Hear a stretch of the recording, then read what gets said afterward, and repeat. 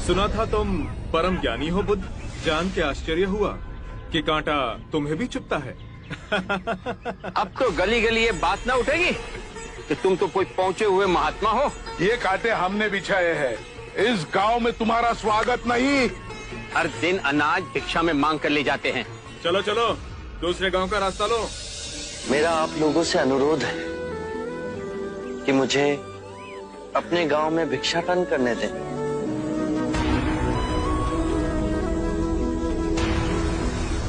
ठीक है, भिक्षा चाहिए तो दे अपने रक्त की आहुति।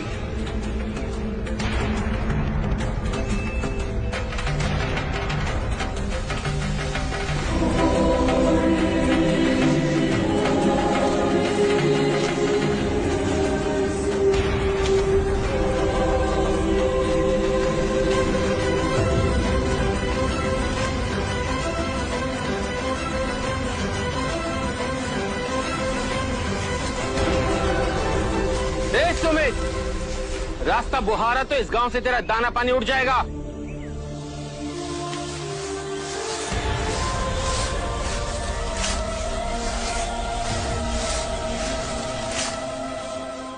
आप गांव में प्रवेश कीजिए। इन मुट्ठी भर लोगों से कई अधिक लोग आपको भिक्षा देने के लिए आतुर हैं।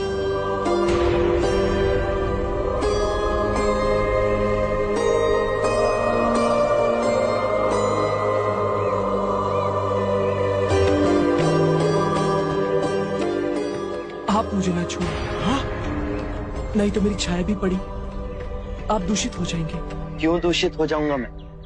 तुम भी हम सभी की तरह मनुष्य ही हो, और एक मनुष्य का स्पर्श दूसरे मनुष्य को कैसे दूषित कर सकता है? केवल लालच, घृणा, मोह, तृष्णा हम ही मनुष्य को दूषित करते हैं। और तुम जैसा मनुष्य जिसमें इतना प्यार भरा हो, वो केवल दूसरों को सुख ही दे सकता है, दुख नहीं। कैसे महात्मा हो तुम? तुम्हें तो जाति वर्ण का ज्ञान भी नहीं है। चोला पहने कोई सन्यासी नहीं होता। अरे पाखंडी हो तुम, पाखंडी। जो मानव से उसकी मानवता को छीनता है, पाखंडी वो होता है। यदि मुझे पाखंडी कहे आप सभी को संतोष मिलता है तो ये उचित है, परंतु इस मनुष्य में भी हमारी तरह प्राण बसे। इसे नीचा कहे, इसका तिरस्कार करना सबसे बड़ा पाखंड है। यदि जानते नहीं हो तो मैं बता दूं, ये धर्मशास्त्र है। पाखंड कैसे हुआ? जिस मिट्टी से सारी मानवता का सृजन हुआ, उसी से इसका भी हुआ। मानव और मानव में भेद कर आप सृजनकर्ता पर कीचड़ उछाल रहे हैं। यदि हम आकाश में कीचड़ उछालेंगे तो आकाश तो ऊंचा ही रहेगा, परंतु कीचड़ वापस हमारे ऊपर ही गिरेगा। आकाश ने तो भेद नहीं किया, वो हम सभी को एक पिता समान ढके हुए है। ये धरती धान उपजती है, इसने हमारे साथ भेदभाव नहीं किया। ये हवा हम सभी के लिए समान बहती है। पानी हर प्यासे की तृष्णा को बुझाता है। जब प्रकृति भेदभाव नहीं करती तो हम मनुष्य में भेदभाव क्यों करते हैं? यदि ऐसा है तो इससे संघ में भिक्षु क्यों नहीं बनाते? बहुत अच्छा सुझाव दिया आपने। सुनीत, क्या तुम भिक्षु बनना चाहोगे? मैं अछूत, आप जैसे महात्मा का भिक्षु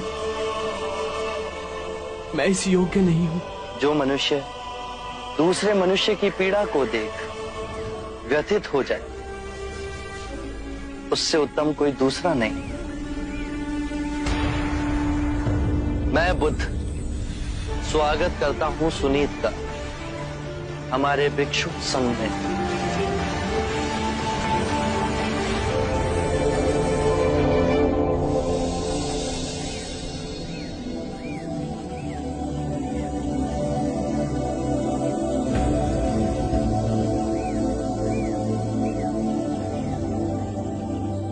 सारा जीवन किसी ने दया के दो शब्द ना कहे मुझसे, और आज इतनी करुणा बरसी है। पहली बार ऐसा लग रहा है कि मैं भी मनुष्य हूं, पर जो मैं कर रहा हूं यह अधर्म तो नहीं? जो अधर्म आज तक हुआ वो अब नहीं होगा। हर मनुष्य में चेतना का द्वार है, बस उसे ही अपनी संभावना को पाना है, अपनी गरिमा पे पुनः लौटना है। मेरा मार्ग प्रेम का है, तो वहां सबका सत्कार है। गंगा, यमुना, ऐरावती, सरयू, माही, ये सब नदियां हैं, और ये सब अंत में वह सागर में मिल जाती हैं। वहां उनका ना भेद होता है, ना ही नाम। उसी प्रकार जिस भी मनुष्य ने अपना गृह त्याग कर सत्य के पथ पर चलने का निश्चय किया, चाहे वो ब्राह्मण हो या क्षत्रिय, वैश्य या शूद्र ही क्यों ना हो, उसी महासागर में विलीन हो जाते हैं।